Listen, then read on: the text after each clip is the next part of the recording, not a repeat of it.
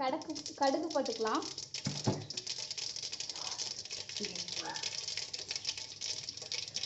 சின்ன வெங்காயம் போட்டுக்கலாம்.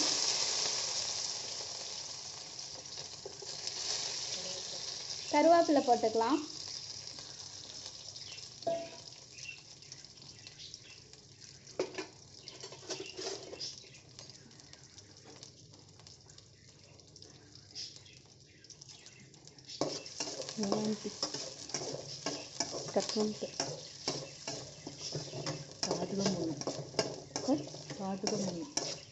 நல்லா வணக்கிக்கலாம்.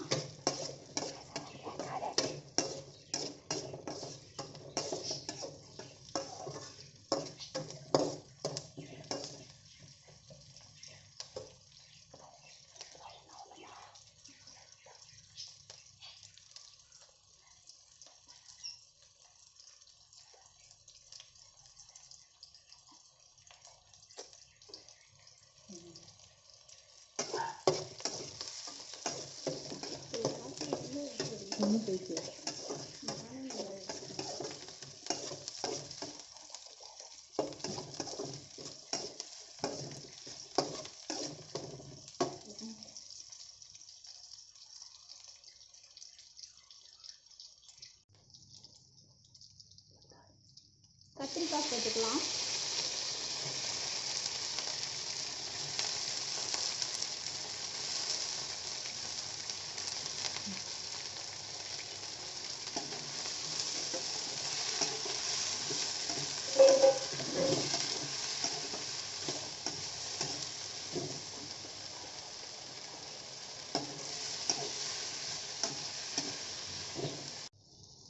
கத்திரிக்காய் நல்லா வதங்கினதுக்கு அப்புறம் தேங்காய், மிளகு, ஜீரகம், பூண்டு, அதுக்கப்புறமேட்டுக்கா புளி அதெல்லாம் அரைச்சி ஊற்றிக்கலாம். தக்காளியும் அரைச்சி ஊற்றிக்கலாம். எத்தனை தக்காளி போட்டேன்னு சொல்லணும். எங்கள் வீட்டில் 4 பேருக்கு நாங்கள் வந்து 5-6 தக்காளி போட்டிருக்கோம். அது சொல்லணும். எங்கள் வீட்டில் 4 பேர் இருக்கிறனால நாங்கள் 7 தக்காளி போட்டிருக்கோம். நல்லா தண்ணி கலக்கி ஊற்றிக்கலாம். இங்கே பாருங்கள், நல்லா ஊற்றிக்கணும். ஊற்றி கிண்டிக்கணும். ஓகேங்களா? நான்வெஜ் பொறுத்த வரைக்கும் சின்ன வெங்காயம் போட்டால் நல்ல டேஸ்ட் இன்னும் கூடி வருங்க.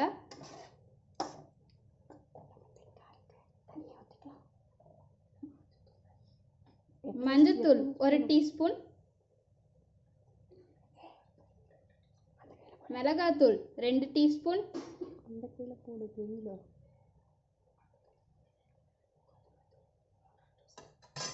கொத்தமல்லி தூள் 3 டீஸ்பூன். உங்கள் காரத்துக்கு ஏற்ற அளவு போட்டுக்கோங்க. சாம்பார் தூள் 1.5 டீஸ்பூன். நல்லா கிண்டி விட்டுக்கலாங்க.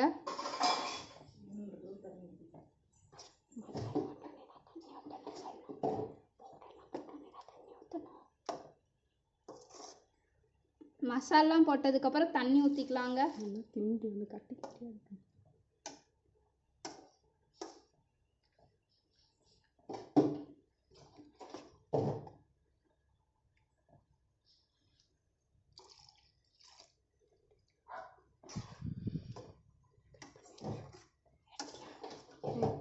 தண்ணி ஊற்றணும்.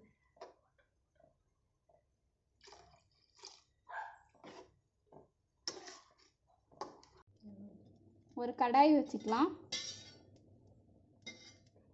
எண்ணெய் வச்சுக்கலாம்.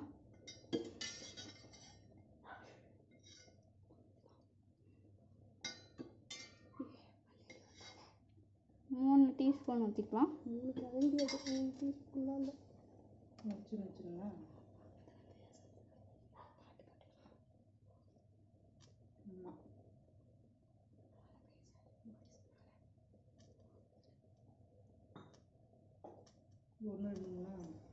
இப்போ எண்ணெய் காஞ்சோடனே நம்ம வந்து கருவாட்டை போடணும். ஒவ்வொன்றா காயவே இல்லை. நீங்கள் வந்து பொரிச்சு போட்டிங்கன்னா கொஞ்சம் நல்லா டேஸ்ட்டாக இருக்கும் குழம்பு.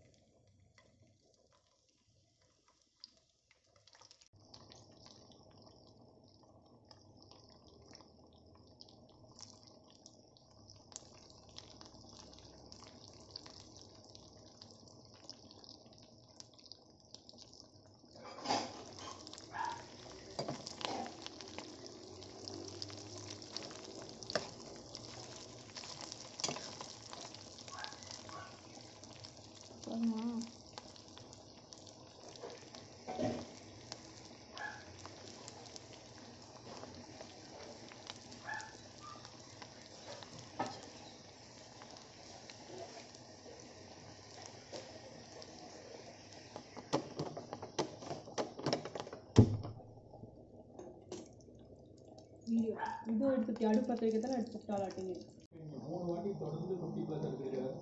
ஒரே இன்னிங்ஸ்ல 5+6 அடிக்க ஒரே வின்னியம் 3 வாட்டி அதையும் இந்த வெளியில தான் பண்ணிருக்காரு.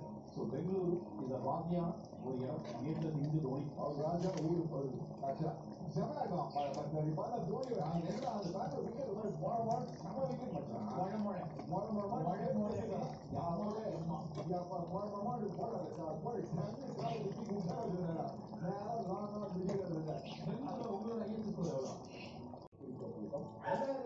உலகக்கோப்பை இந்தியா வென்றபோது அதுல ஒரு முக்கியமான பிளேயராக அவர் இருந்தார்.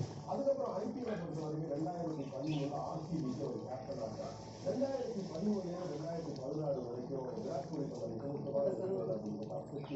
அவர் எவ்வளவு ஃபிட்டா இருந்தாரு, எவ்வளவு 2016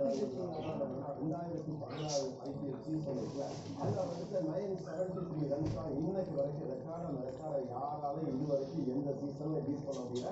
இப்படிப்பட்ட ஒரு சூப்பரான பிளேயரா இருந்தாலும் கூட 2019 இந்திய அணியுடைய கேப்டனாக தேர்வு செய்யப்பட்டு